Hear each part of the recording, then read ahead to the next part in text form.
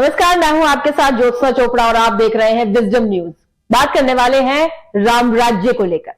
ऐसा मत सोचिएगा कि मैं किसी पुराने हिंदूवादी कथा के बारे में आपको बताने वाली हूं या फिर मैं आपके साथ रामायण को डिस्कस करने वाली हूं। ऐसा बिल्कुल भी नहीं है।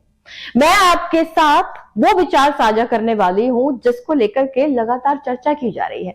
ये तो खैर आप जानते ही हैं कि बीजेपी अब अपना नाम राम मंदिर को लेकर जोड़कर चल रही है और इसी के आधार पर अब ब्रांडिंग भी चल रही है खुद मोदी जी की, क्योंकि बार बार यही कहा जाता है जो राम को लाए हैं वही मोदी जी को लेके।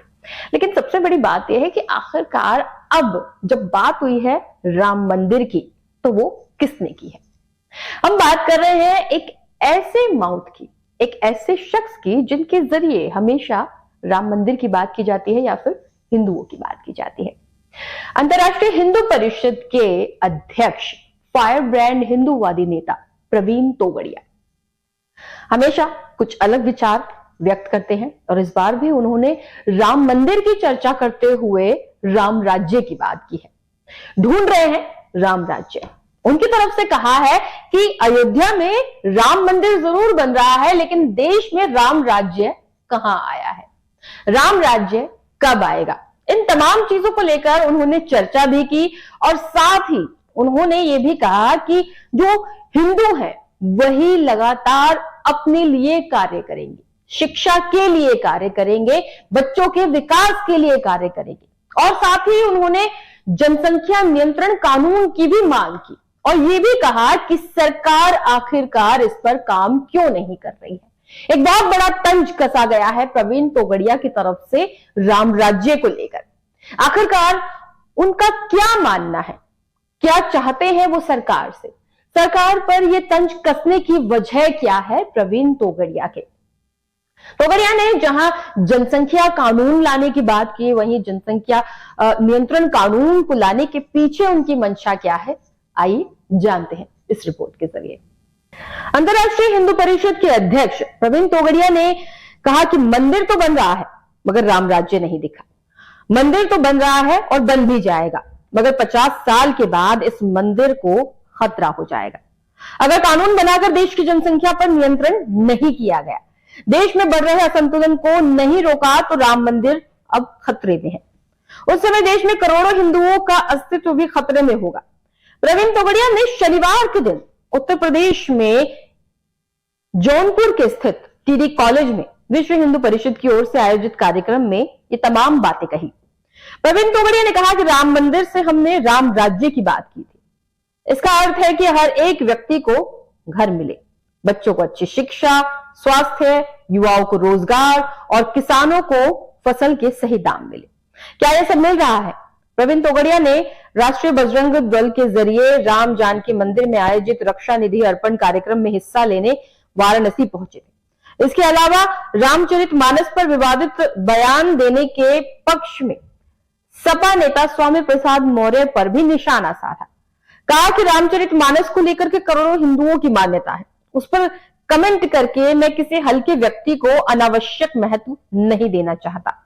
प्रवीण तोगड़िया ने यह भी कहा कि आज वो श्री काशी विश्वनाथ मंदिर दर्शन करने भी गए थे। वहां श्री काशी विश्वनाथ मंदिर से भगवान धूलीराज गणेश को हटाने की बात चल रही है।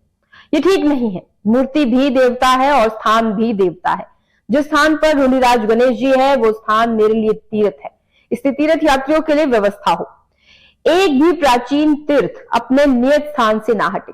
पहले जो भी मूर्तियां हटाई गई हैं उनकी वहीं पर प्राण प्रतिष्ठा हो।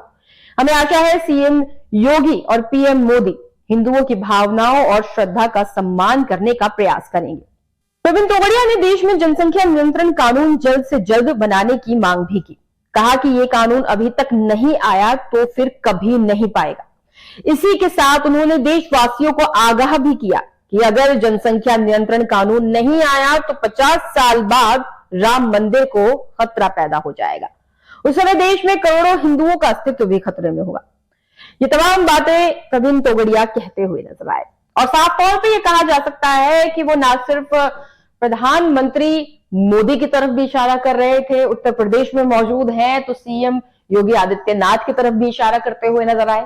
तो यानी वो मांग भी कर रहे हैं और अपनी तरफ से बात भी कर रहे हैं कि आखिरकार अभी तक जो तमाम लोग हैं देश के, देशवासी जो हैं, उन्हें वो सुविधाएं नहीं मिली हैं जो सुविधाएं उन्हें मिलनी चाहिए थी। तो ये बहुत बड़ी बात है, क्योंकि कहा जाता है कि जो तमाम हिंदू संगठन है वो बीजेपी के लिए एक प्रो कैरेक्टर निभाते हैं, यानी कि उनके सहयोगी दल के तौर पर कार्य करते हैं तमाम हिंदू दल, चाहे वो बजरंग दल हो या फिर हिंदू परिषद हो।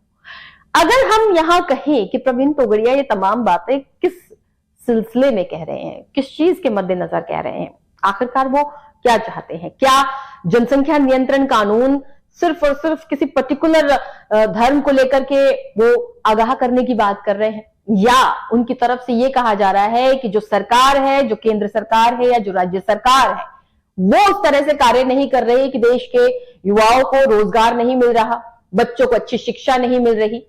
इन तमाम चीजों के मद्देनजर सवाल खड़े होते हैं। हम आपका कमेंट जानना चाहते हैं कि आखिरकार क्या सचमुच में राम राज्य की धुन जो हो रही है वो सही है? क्या राम राज्य के अंतर्गत ये कहा जा सकता है कि ऐसी जो तमाम सुविधाएं हैं, बच्चों की शिक्षा, बच्चों के लिए अच्छे संस्कार, और साथ ही साथ अगर बेरोजगारी की भी उन्मूलन की बात कही जाए तो क्या बेरोजगारी का उन्मूलन, इन तमाम चीजों को राम राज्य के अंतर्गत रखकर देखा जा सकता है? क्या इस तरह के नियम कानून जिन्हें हम राम राज्य के रूप में प्रवीण तोगड़िया के मानसिक जो सवाल हैं उनके आधार पर देख सकते हैं? आपका क्या मानना है? क्या ये तमाम चीजें जो हैं वो देश की सुविधाओं से जुड़ी हुई है? तो अगर देश की सुविधाओं से जुड़ी हुई है तो केंद्र सरकार क्या सचमुच में अपने काम में फेल हो गई है? इन चीजों पर सवाल खुद उनके सहयोगी दल के अध्यक्ष कर रहे हैं। आप अपना कमेंट करके हमें जरूर बताइएगा कि आपका क्या मानना है इस विषय में। राम मंदिर को जो लेकर चर्चा की जा रही है उस विषय में आपका क्या सोचना है, और साथ ही साथ क्या राम राज्य जैसी स्थिति हो पाएगी देश में? इन तमाम चीजों को लेकर हमारा आपसे भी सवाल है। साथ ही आपसे अनुरोध है कि आप हमारे चैनल विजडम न्यूज को सब्सक्राइब कीजिए, और ऐसे ही वीडियोस अगर आप देखना चाहते हैं तो नोटिफिकेशन पाने के लिए आपको दबाना होगा बेल आइकन।